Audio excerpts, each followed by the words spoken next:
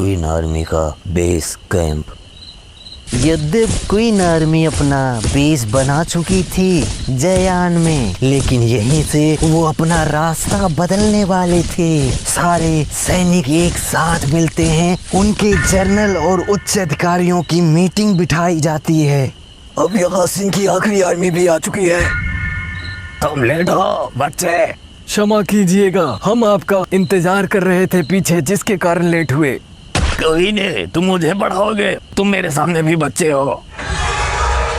हमारे सारे जनरल आ चुके हैं, हम यहाँ से जल्दी निकल जाएंगे। आगे के बारे में सबको पता होना जरूरी है। सारी आर्मी जियान से ही अपना रास्ता ये के लिए बदल देगी। इसका मतलब सर जाओ की सबसे बड़ी सिटी ये पर हमला करने वाले हैं। बिल्कुल सही, आपको परेशान होने की जरूरत नहीं है, क्योंकि हमने इसकी व्यवस्था पहले से ही कर रखी है। हमारे सारे रसद वहाँ सीधे पहुँच चुके होंगे।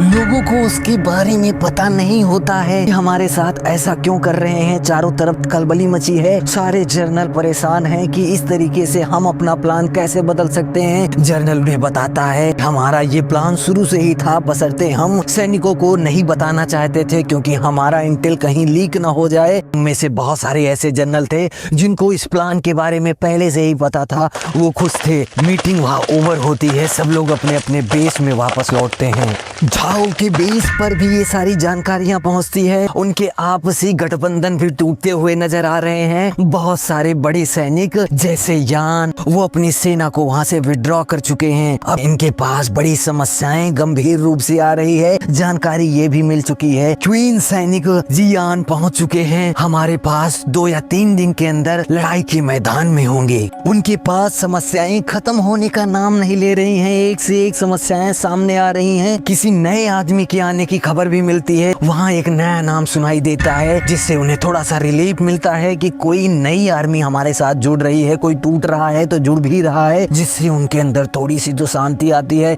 लेकिन अभी भी स्ट्रेटेजिक रूप से वो पूरी तरीके से तैयार नहीं है। अपने जनरल को नए आदेश भेजने की कोशिश करते हैं, तभी उनको पता चल जाता है ईस्टर्न फोर्स पर गए जनरल के द्वारा संदेश आता है कि उनका विचार कुछ दूसरा है, वो कुछ दूसरे तरीके की रणनीतियां बना रहा है। तभी वो बहुत विचार करता है, सोचता है, तभी उसके दिमाग में आता है कि आखिर जियान पर इतनी बड़ी सेना इकट्ठा करना और रसद को दूसरे रास्ते से कम सैनिकों के साथ भेजना क्या माजरा हो सकता है, क्या माजरा हो सकता है। तभी उसे याद आता है ये हमसे सीधा रास्ते में लड़ाई नहीं करने वाले हैं, ये जरूर अपना रास्ता बदलने वाले हैं ये की तरफ। सब डर जाते हैं, अब इतनी बड़ी मुसीबत, हमने फ्रंट लाइन से उनसे लड़ाई करने के बारे में सोचा था, ये यहाँ की तरफ क्यों जा रहे हैं। फिर से अपने आदेशों को बदलने की कोशिश करते हैं।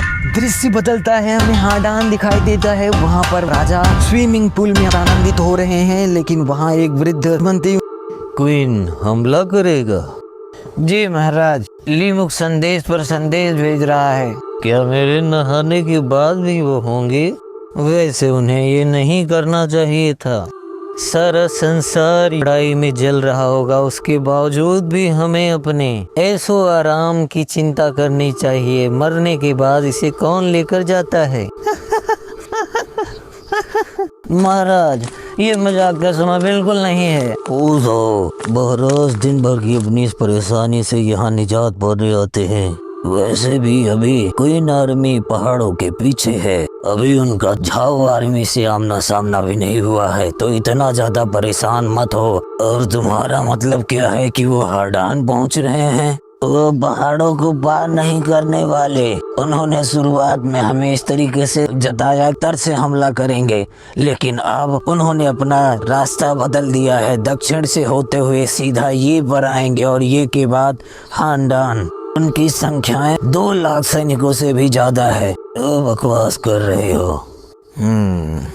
तो क्या महाराज, लिमुक ने हमसे कहा है कि हाडान की आर्मी को एक बार सुव्यवस्थित कर लिया जाए और उन्हें लिवई के लिए रवाना कर दिया जाए, जिससे कि रास्ते में थोड़ी सी अड़चन पैदा कर सके। ऐसा हम नहीं कर सकते। हांडान के मजबूत सैनिक केवल राजा की सुरक्षा के लिए हैं। हमारे सिपाही हांडान को तब तक नहीं छोड़ेंगे जब तक राजा यहाँ पर है।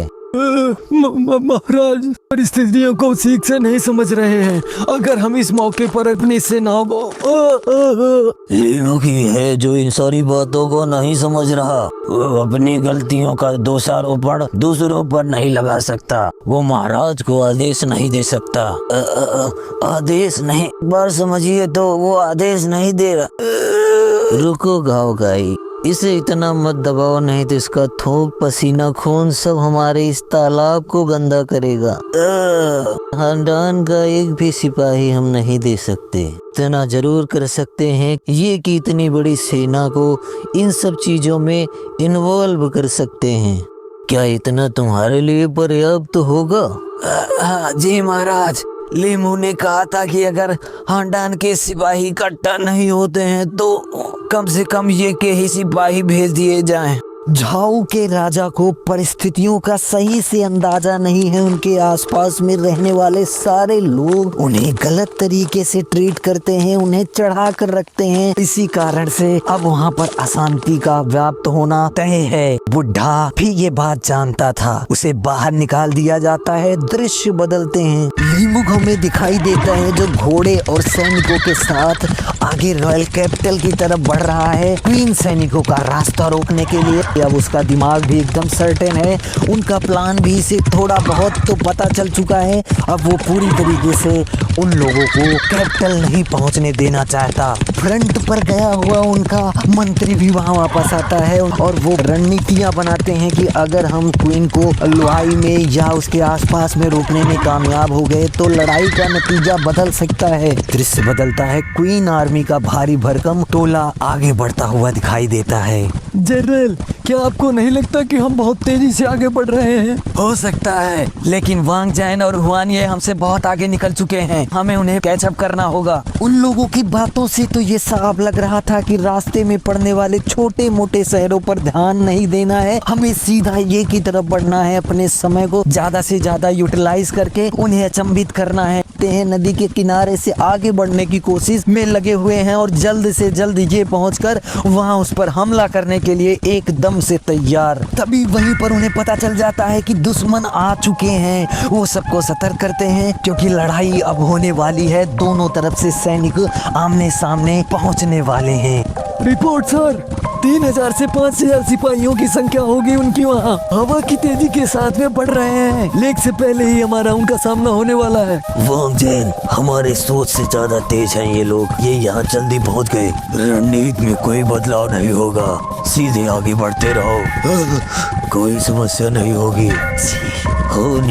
ये हमारे लिए देख लेगा। सारी एलाइट आर्मी आगे की ओर बढ़ती है। योनह्यू उन सैनिकों को वहां निपटाने के लिए रुकते हैं। अब उनका प्लान एकदम साफ है। उन्हें डिस्ट्रैक्ट नहीं होना है, सीधा अपने मंजिल तक पहुंचना है। इतनी बड़ी आर्मी में इसीलिए 3 कमांडर नियुक्त किए गए। परिस्थितियों में वो इन सारी चीजों को संभाल कर ये डायरेक्ट पहुंचकर उन्हें अचंभित कर उन पर विजय पा सकें। लोग आगे बढ़ते जाते हैं। सारे सैनिक उन्हें देखते हैं, परेशान होते हैं, लेकिन उन्हें पता है कि ये हमारी रणनीति का हिस्सा है। वो तेजी से आगे बढ़ रहे हैं, केवल आगे।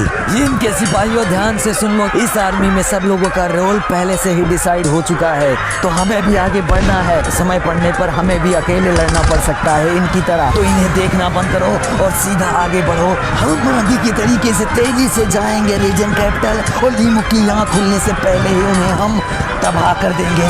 तो अब यहाँ खड़े रहने का समय नहीं है, चलो।